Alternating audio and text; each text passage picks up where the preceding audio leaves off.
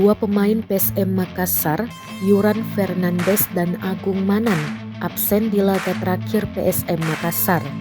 Keduanya absen lawan PSS Sleman di Stadion B.J. Habibie Parepare pada Sabtu, 14 Januari 2023. Alasannya, Yuran Fernandes dan Agung Manan jalani sanksi hukuman akumulasi kartu.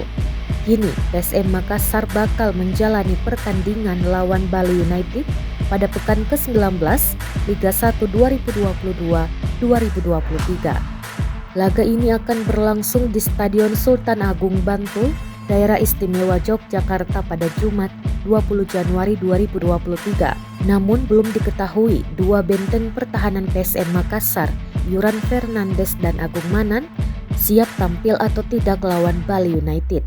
Pelatih PSM Makassar Bernardo Tavares pun menutup rapat informasi kedua pemain ini untuk bisa bermain. Dia mengatakan, lihat saja di pertandingan, 11 pemain diturunkan, awal hanya pemainnya yang boleh tahu, bukannya orang dari luar tim. Yuran Fernandes dan Agung Manan menjadi bagian penting klub kebanggaan masyarakat Sulawesi Selatan musim ini.